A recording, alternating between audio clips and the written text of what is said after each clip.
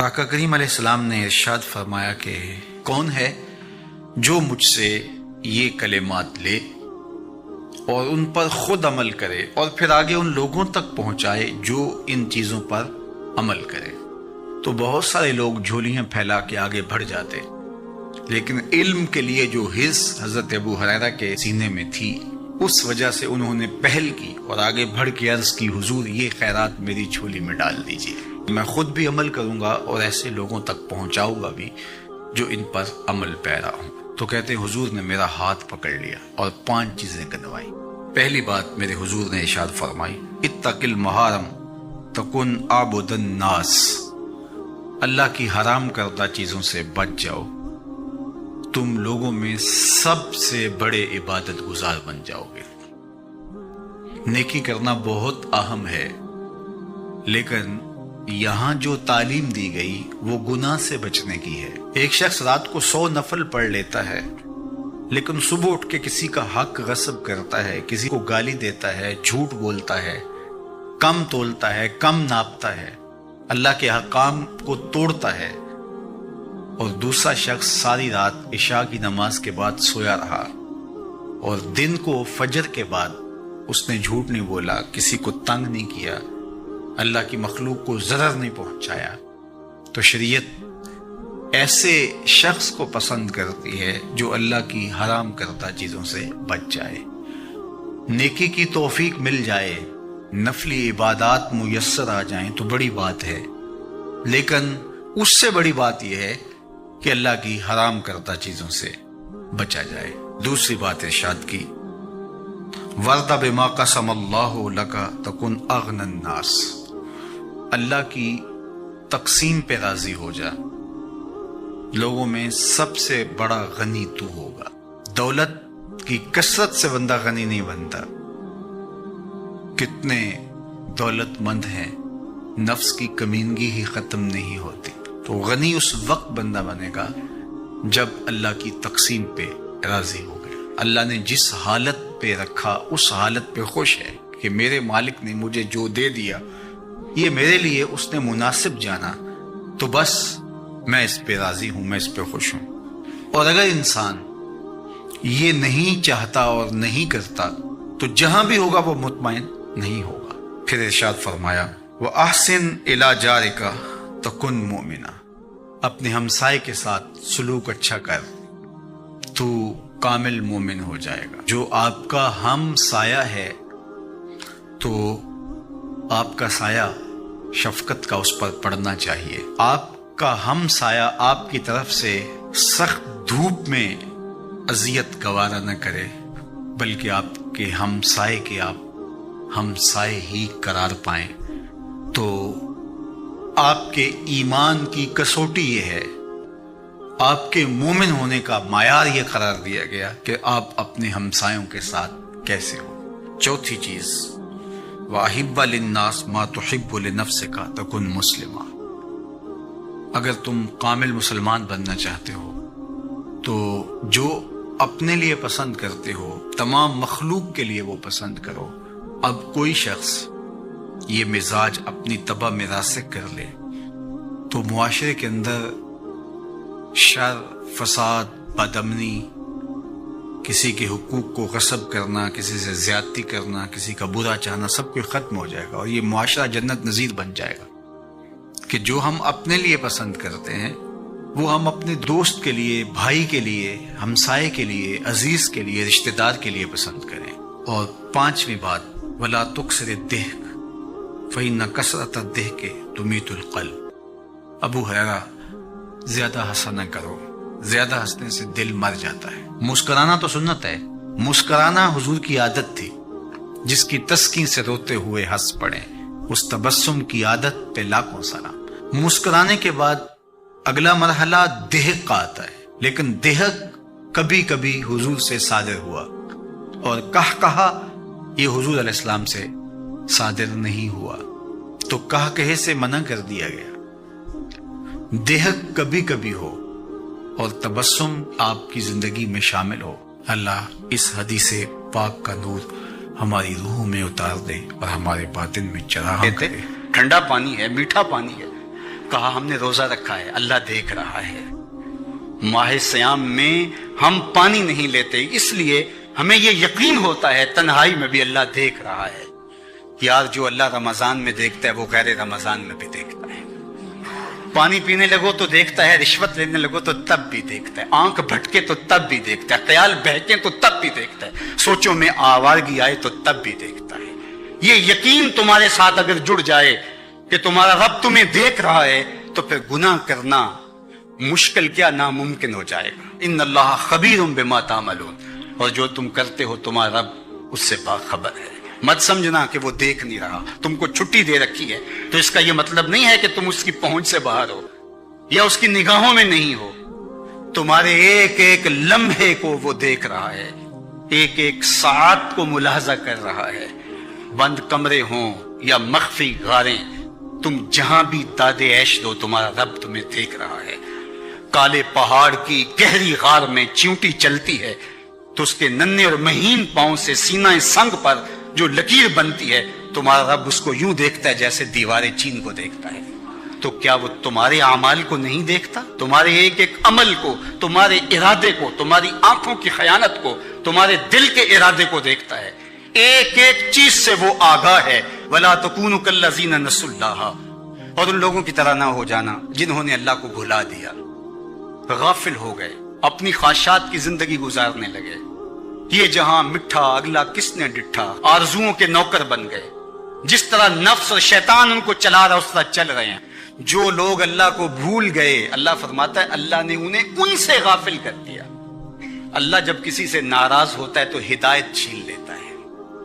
اسی لیے ہمیں ہر روز ہر نماز کی ہر رکعت میں ہدایت مانگنی ہوتی ہے۔ اہدنا الصراط المستقیم، ہر روز مانگتے ہیں، ہر نماز میں مانگتے ہیں، ہر رکعت میں مانگتے ہیں، اللہ ہمیں ہدایت پہ گامزن رکھنا۔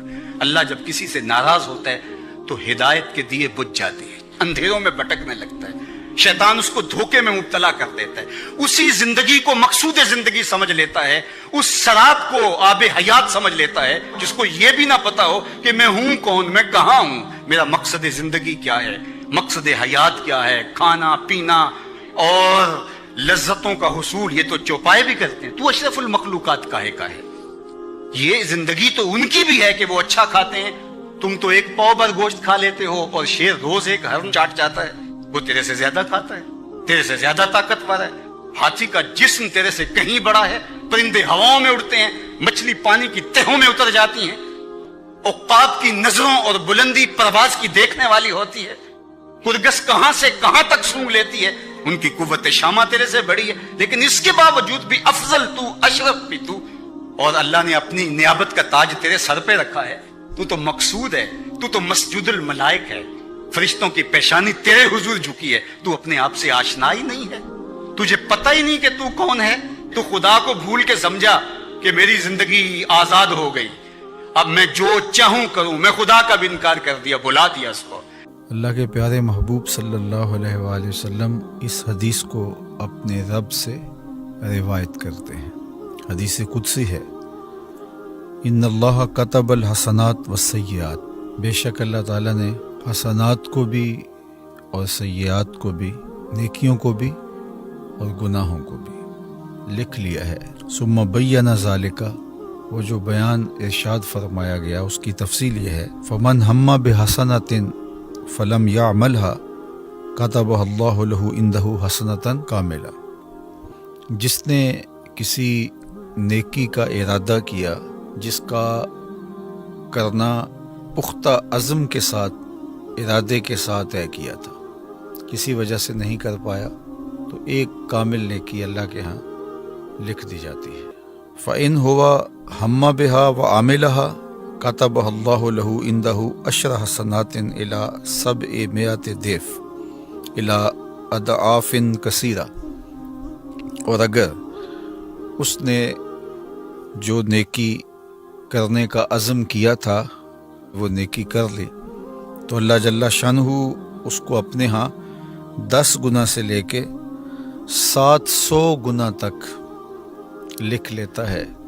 اس کی طرف سے اتنی نیکیاں اللہ جل شانہ کے ہاں تحریر کر لی جاتی ہیں، حتیٰ کہ فرمایا الی اضعاف کثیرہ، 700 گنا سے بھی زیادہ اللہ جل شانہ اس نیکی کا اجر نیکی کرنے والے کو عطا فرماتا ہے۔ اور پھر ارشاد فرمایا ومن ہمہ بسیئۃ، جس نے کسی گناہ کرنے کا ارادہ کیا اور اس کا ارادہ پختہ تھا کہ میں گناہ کروں گا، فلم یعملھا، لیکن اس نے گناہ نہیں کیا، کتبہ اللہ لہ عندہ حسنۃ کاملہ، تو کامل نیکی کا ثواب اس کے نامہ اعمال میں درج کر دیا جاتا ہے۔ یہ اس صورت میں ہے کہ جب اس نے گناہ ترک کیا اللہ سے ڈرتے ہوئے۔ اگر تو ایسا ہے کہ وہ کوئی گناہ کرنے جا رہا تھا لیکن آگے سے کوئی اور عارضہ لاحق ہو گیا اور وہ نہیں کر پایا، اس صورت کے اندر نہ نیکی لکھی جاتی ہے نہ گناہ لکھا جاتا۔ لیکن اگر اللہ سے ڈرتے ہوئے اس کو خیال آ گیا، ارادہ پختہ تھا یہ گناہ کروں گا لیکن اس نے گناہ نہیں کیا، تو اللہ جل شانہ ایک کامل نیکی اس کے نامہ اعمال میں درج کر دیتا ہے۔ فَإِنْ هُوَ هَمَّ بِهَا فَعَمِلَهَا، اور اگر اس نے کسی گناہ کرنے کا عزم مصمم کیا تھا، ارادہ کیا تھا، اور اس نے پھر وہ گناہ کر بھی لیا، كَتَبَهَا اللَّهُ لَهُ سَيِّئَةً وَاحِدَةً، تو اللہ تعالیٰ جل شانہ اس کے نامہ اعمال کے اندر ایک گناہ کے طور پہ اس کو درج فرماتا ہے۔ یعنی خلاصہ کلام کیا کہ اگر کسی شخص نے نیکی کا پختہ ارادہ کیا اور وہ کر نہیں پایا تو اللہ جل شانہ ایک نیکی اس کے نامہ اعمال میں درج فرما دیتا ہے، اور اگر اس نے عمل بھی کیا تو 10 نیکیاں، 700 نیکیاں یا اس سے بھی زائد اللہ تعالیٰ اس کو عطا فرماتا ہے۔ اور اگر اس نے گناہ کا ارادہ کیا لیکن وہ گناہ نہیں کر پایا تو اس کی 2 صورتیں ہیں۔ گناہ نہ کرنے کا سبب اللہ کا ڈر تھا، خیال آیا کہ یہ میں غلط کرنے جا رہا ہوں، تو جو ارادہ کیا تھا اس سے باز آ گیا، تو ایک نیکی لکھی جاتی ہے۔ دوسرا یہ ہے کہ اسباب پیدا نہیں ہوئے اس گناہ کے کرنے کے، تو اللہ تعالیٰ اس کے نامہ اعمال کے اندر پھر بھی گناہ نہیں لکھتا اس کی نیت سے، نہ گناہ لکھا گیا نہ نیکی لکھی گئی۔ اور ایک صورت یہ ہے کہ اس نے جو ارادہ کیا اس پر اس نے عمل بھی کیا، تو پھر نامہ اعمال کے اندر اللہ جل شانہ ایک ہی گناہ درج کرتا ہے۔ اللہ اکبر۔ اور اس پر حضرت ابو ہریرہ رضی اللہ تعالی عنہ سے ایک روایت مروی ہے، وہ سماعت کر لیجیے، اور وہ بھی صحیح بخاری میں ہے۔ جو میں نے روایت آپ کے سامنے رکھی یہ بخاری میں بھی ہے، مسلم شریف میں ہے، اور یہ صحیح بخاری میں حضرت ابو ہریرہ رضی اللہ تعالیٰ عنہ روایت کرتے ہیں، اور یہ حدیث بھی حدیث قدسی ہے، اور امام بخاری نے اس کو اپنی سند کے ساتھ روایت کیا ہے کہ اللہ جل شانہ ارشاد فرماتا ہے اذا اراد عبدی، جب میرا بندہ ارادہ کرتا ہے ان یعمل سیئۃ، کہ وہ گناہ کرے، فلا تکتبوها علیہ، تو اس کے نامہ اعمال میں اس کو درج نہ کرو، حتی یعملھا، یہاں تک کہ وہ گناہ کر گزرے۔ فَإِنْ عَمِلَهَا فَاكْتُبُوهَا بِمِثْلِهَا، اگر وہ گناہ کر لیتا ہے تو پھر اس کی مثل ہی لکھو، یعنی ایک ہی گناہ درج کرو اس کے نامہ اعمال میں۔ وَإِنْ تَرَكَهَا مِنْ أَجْلِي، اور اگر وہ اس گناہ کو میرے لیے ترک کرتا ہے، فَاكْتُبُوهَا لَهُ حَسَنَةً، تو پھر اس کے نامہ اعمال کے اندر وہ نیکی لکھ دو، اس لیے اس نے میرے ڈر سے، میرے خوف سے گناہ کو ترک کیا۔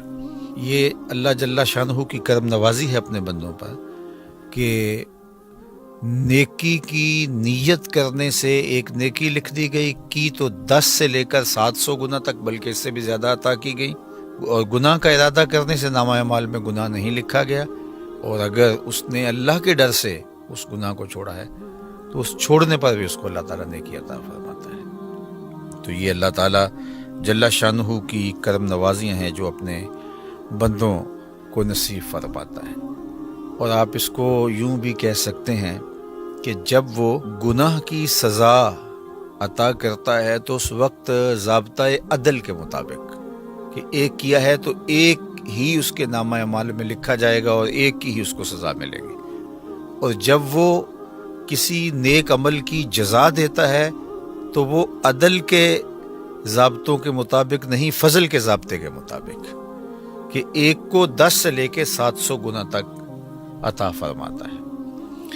تو یہ اللہ کی رحمتوں کے برستے ہوئے رنگ ہیں، اور ہمیں ماہ صیام میں بھرپور نیکیاں کرنی چاہیے، اور نیکی کا عزم مصمم بھی نامہ اعمال میں نیکی کے درج ہونے کا سبب بنے گا، اور گناہوں سے مکمل اجتناب کرنا چاہیے۔ اللہ ہمیں گناہ کے عزم سے بھی محفوظ فرمائے، اور اگر شامت نفس کی وجہ سے، شیطان کی وجہ سے اگر کبھی عزم پیدا ہو جاتا ہے تو اللہ تعالی ہمیں اپنی خشیت کا نور، اپنے خوف کا جمال عطا کرے، اور ہم اپنی زندگی کو کلیتاً گناہوں سے بچا لیں، محفوظ کر لیں۔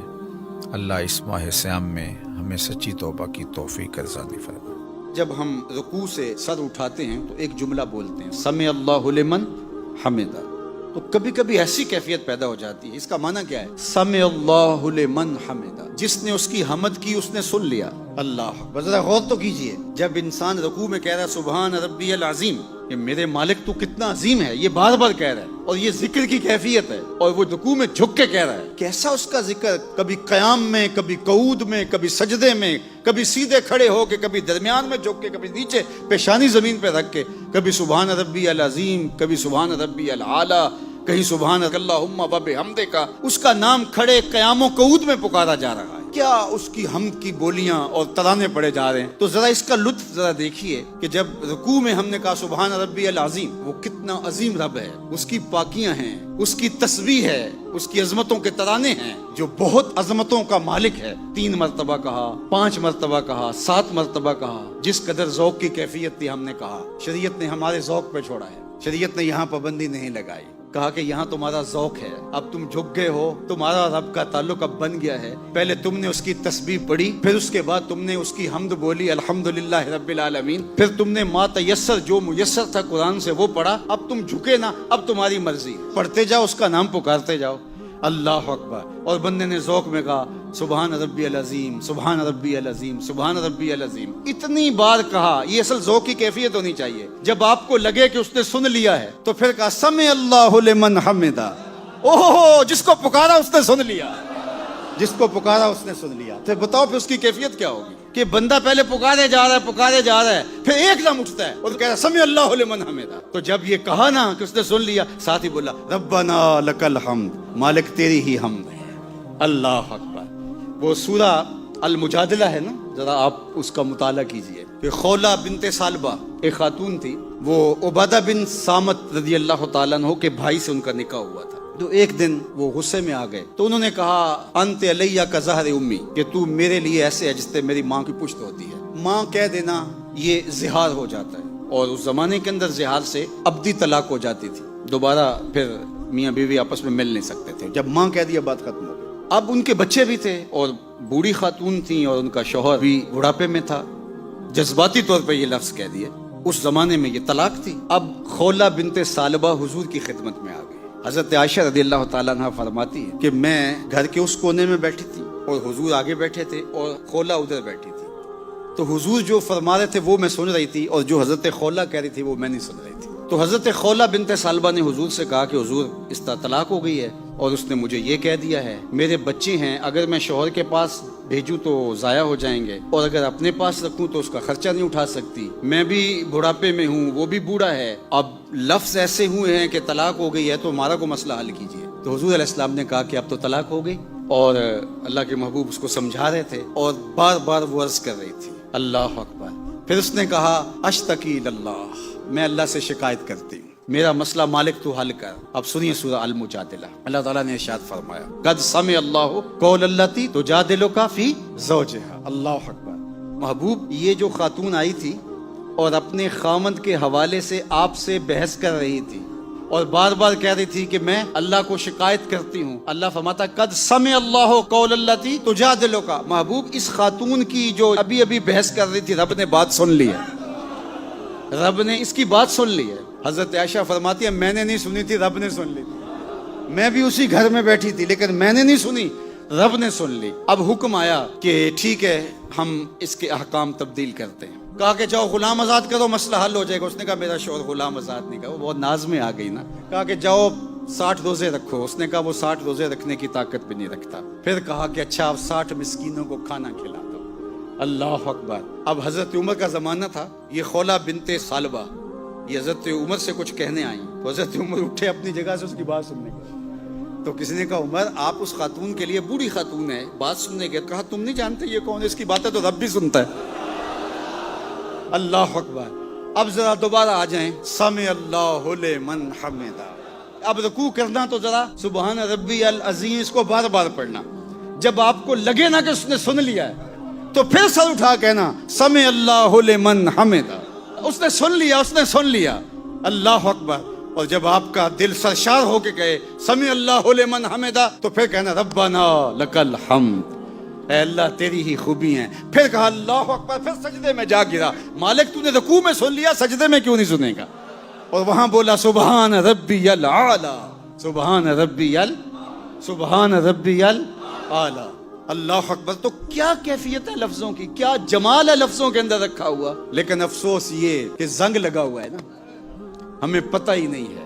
ہماری نمازیں تو ایسی ہیں کہ ہم سبحان اللہ, الحمدللہ, سبحان ربی الاعلی, سبحان ربی العظیم یہ سب کچھ پڑھے جا رہے ہیں لیکن اس کا ذائقہ نہیں چکھ رہے. ہر ذکر کا ذائقہ الگ ہے, ہر لفظ کا ذائقہ الگ ہے, ہر عبادت کا ذائقہ الگ ہے. تو یہ کون محسوس کرے گا؟ جس کی یہ حس مری نہیں ہے.